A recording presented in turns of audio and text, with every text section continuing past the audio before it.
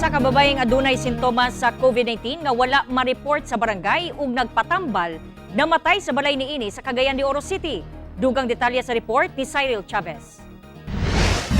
Wala na, madala pa sa balay tambalanan si Anilo Postanes, 37 anyos. Human kini nakabsan siyang kinabuhi sa Puro 4 Barangay Tablon, Cagayan de Oro City. Matod sa kapuyo niini nga si Marcelino Palma nga magtulo ka semana ang gibating kalintura o gubo niini nga wala na nila madala sa ospital o i-report sa barangay. Tungod posibleng kaso sa COVID-19, ilabi na sa simptomas sa biktima, girefer sa kapulisan sa Bihert sa barangay ang patayng lawas niini. Sa atong initial investigation, wala kani siya foul play, walay mga pasa sa iyang lawas, walay mga samad. Wala gyud bisag gamay. So ang ato na lang Bihert mo ay makadetermine ini kung unsa man gyud ang hinungdan. Matod sa Bihertz, COVID-19 probable case among biktima tungod sa mga simptomas nga gibati niini una namatay.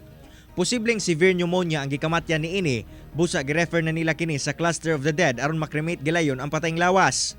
Samtang ang live-in partner gidala sa isolation facility sa barangay aron mamonitor ang iyang kahimtang. Panawagan sa otoridad karon sa katawhan nga i-report sa barangay ang ingon aning kaso aron maatiman gilayon ug malikayan ang daghang matakdan kung ugaling kaso kini sa COVID-19. Kanang sa pag-report nila sa amoa, kanang confidential man pud na siya. Dili man pud na namo pamalita. Nalang ni among team uban sa mga volunteers namo og sa DILG nga contact tracer na naka-assign ni Ana no nga mo adlaw-adlaw og monitor sa ilaha. Kauban si Makoy Sempron sa kamera. Ako si Cyril Chavez para sa One Mindanao.